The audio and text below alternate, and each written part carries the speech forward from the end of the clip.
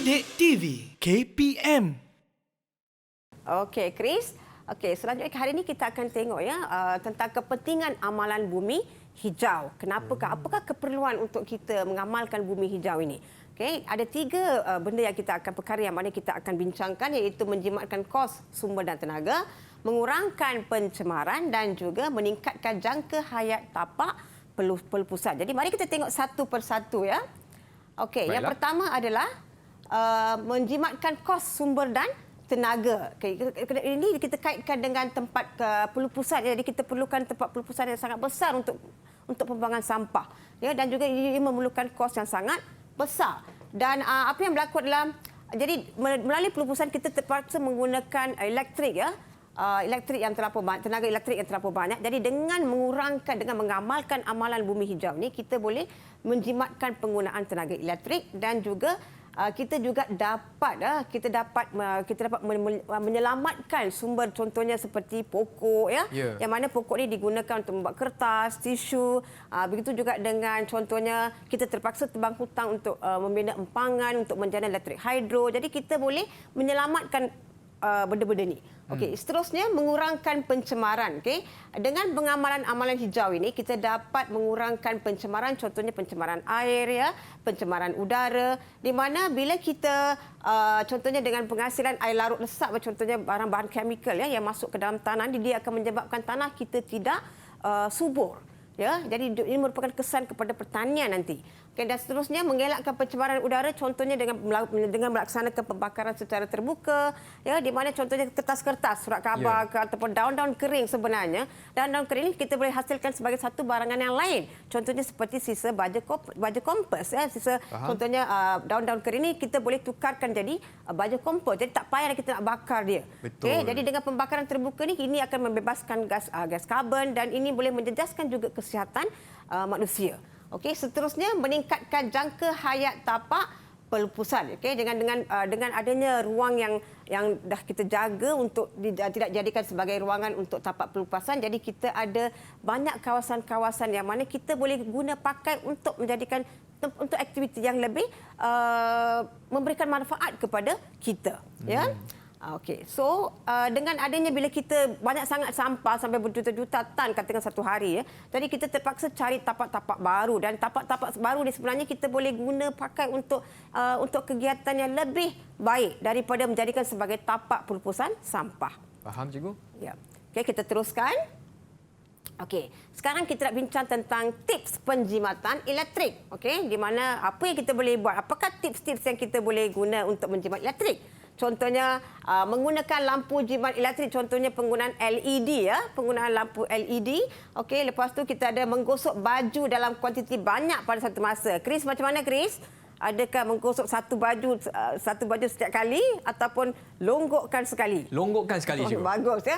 Jadi dengan menggosok baju dalam satu kuantiti yang banyak, dia boleh menjimatkan penggunaan elektrik ya. Seterusnya tetapkan suhu pada 24 darjah Celsius ya, contohnya penghawa dingin. Sebenarnya apa yang kita buat adalah untuk dapatkan udara yang lebih sejuk, kita akan guna 16, cikgu. Ya, 16, 15 sampai menggigil-gigil ya sebenarnya. Tetapi sebenarnya untuk menjimatkan elektrik, kita sepatutnya menggunakan pada suhu bilik 24 ataupun 25 darjah Celsius. Dengan dengan menetapkan suhu pada 24 ataupun 25 darjah Celsius, ini juga boleh menjimatkan penggunaan elektrik sebenarnya. Okey. Dan akhir sekali adalah menutup suis sekiranya tidak digunakan. Apa yang berlaku adalah biasanya kita akan tekan suis ni, kita akan buka suis dan kita akan lupa ataupun kita terlupa untuk menutup suis. Contohnya kita nak katakan kita nak charge telefon ke dan sebagainya, sepatutnya lepas sampai kita dah guna, kita boleh tutup suis. Ya, ini juga boleh menjimatkan penggunaan elektrik. Jadi persoalannya adalah, berdasar kepada tips ini, saya ada beberapa soalan yang saya ingin kemukakan kepada murid-murid saya. Okey, mari kita tengok bersama. Okey, pertama sekali, adakah anda pernah mengamalkan tip penjimatan elektrik di rumah seperti dalam gambar? Okey, murid-murid saya, ada tak mengamalkan tip penjimatan elektrik? Ada ke tak? Lizin dah angguk kepala. Ada. Okey, Lizin. Ya, bagus. Ya, semua. Chris pun ada kan? Ada, cikgu. Saya rasa semua orang sepatutnya mengamalkan tips penjimatan elektrik. Okey. Soalannya adalah, selain daripada mengamalkan tip penjimatan elektrik, apa tip lain untuk kita menjaga sumber kita, untuk kita tidak membazir sumber tenaga kita. Okey, saya nak tanya pada siapa ya? Saya nak tanya pada Lizin lah. Lizin? Saya tidak membazir sisa makanan sebab dia boleh dijadikan sebagai baja kompos. Bagus. Itu merupakan satu tindakan yang memang cukup baik ya. Kita jangan membazir makanan ya. Jadi kalau terpaksa katakan adanya sisa-sisa makanan ni sebenarnya kita boleh jadikan dia sebagai baja kompos yang mana kita boleh gunakan untuk tanaman kita. Sebab itu tidak melibatkan kandungan kimia. Itu adalah merupakan baja organik sebenarnya ya. Okey, bagaimana dengan Kak Vinesh?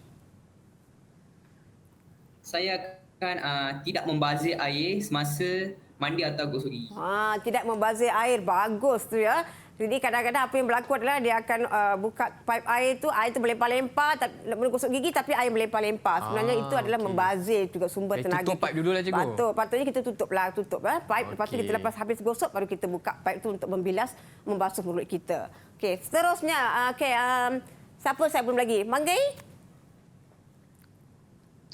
Ya cikgu, saya akan menutup pipe air jika tidak digunakan. Okey, maknanya mungkin contohnya saya rasa saya mungkin Manggai ingin bagi tahu menggunakan air hujan untuk siram pokok. Betul kan Manggai?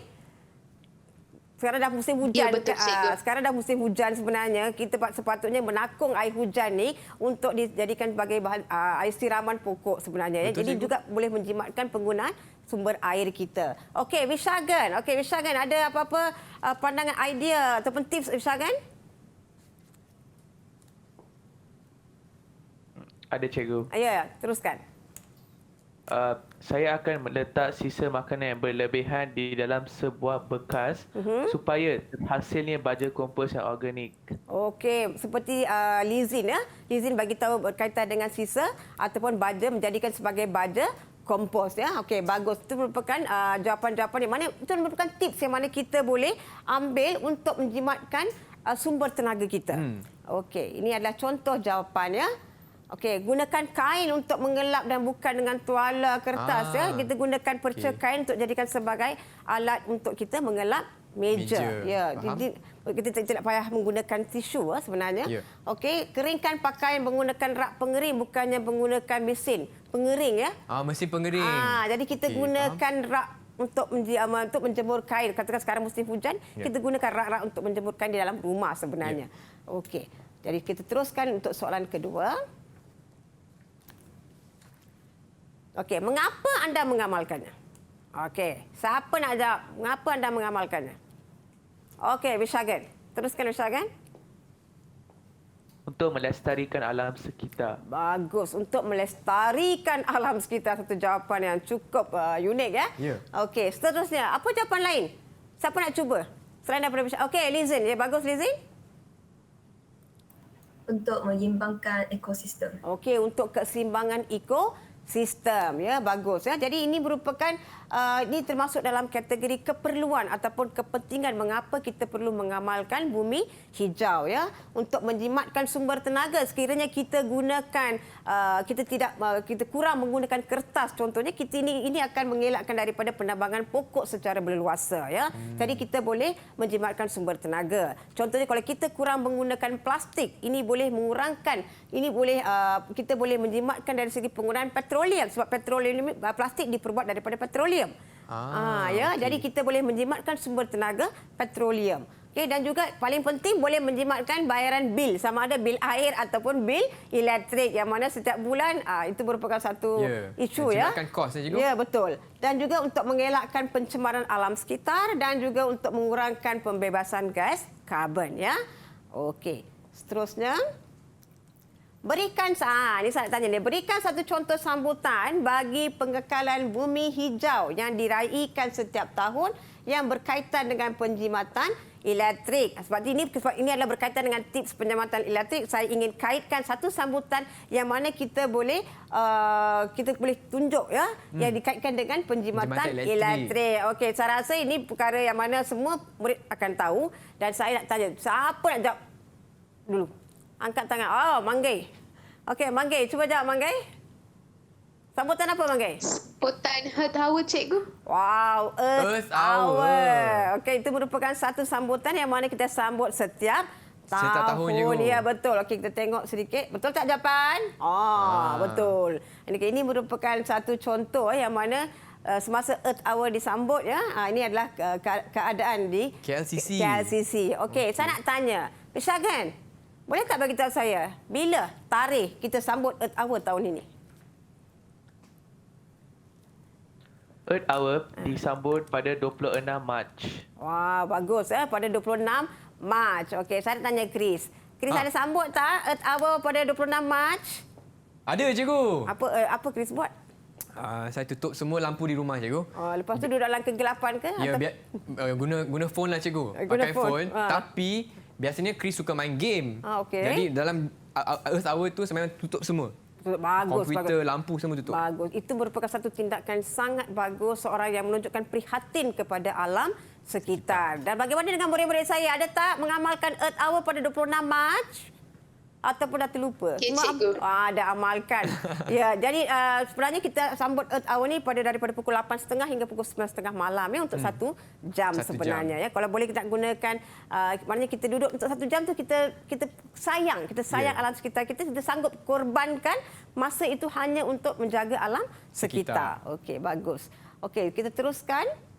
Okay, saya ada beberapa soalan dekat sini yang mana saya ingin tujukan kepada murid-murid saya dan saya ingin tengok saya ingin dengar apakah tindakan yang boleh dilaksanakan untuk setiap situasi ini. Okey. Soalan pertama, reka menggunakan penyaman udara pada suhu yang sangat sejuk dan membiarkan pintu bilik terbuka. Okey, saya tujukan soalan ini kepada Kavinesh. Kavinesh, tolong jawab. Mereka harus menggunakan pendingin udara pada suhu bilik seperti 24 darjah Celsius hingga 26 darjah Celsius dan menutup pintu biliknya. Ya, bagus. Terima kasih Kak Vinay, satu jawapan yang cukup baik ya. Okey, sebenarnya dia kena perlu gunakan penyaman udara pada suhu bilik 24 darjah Celsius dan juga menutup bilik. Bukannya kita biasanya apa yang berlaku bila kita buka bilik, pintu bilik itu terbuka, semua udara yang sejuk tu akan keluar. Ya. Jadi kita tidak akan rasa sejuk. Sebab tu apa yang berlaku adalah kita cuba menggunakan suhu udara pada 18 ataupun 16 darjah Celsius. Sebab kita tak rasa sejuk sebab pintu dah terbuka. Faham? Ya, jadi kita sepatutnya tutup pintu tersebut. Okey, kita tengok pada situasi yang kedua. Salmah menghidupkan semua lampu di rumahnya supaya nampak terang. Okey, siapa nak jawab? Siapa nak jawab? Lizin? Okey, Lizin. Cuba jawab, Lizin. Salma patut mematikan switch lampu yang tidak menggunakannya untuk menjimat bil elektrik. Bagus jawapan Lizin ya. Sepatutnya Salma matikan lampu di mana ruangan yang tidak digunakan. Kerana apa yang berlaku adalah kadang-kadang ada individu yang mana mereka akan hidupkan semua lampu dalam rumah. Tak kira dekat mana, ruangan tamu ke, dekat dapur ke, dekat bilik air ke. Chris, buat ke macam tu, Chris? Kadang-kadang, cikgu. Sebab sebenarnya. takut ke? Kadang-kadang saja. Takut gelap? Tapi selepas ni mungkin saya akan ikut nasihat cikgu ni. Ya, jadi kita Salma sepatutnya menutup lampu di mana yang ruangan yang tak gunakan, kita tutup lampu. Ini untuk menjimatkan penggunaan sumber elektrik ya. Okey, bagus. Ini jawapan. Bagus, Elizin. Okey, seterusnya situasi yang ketiga.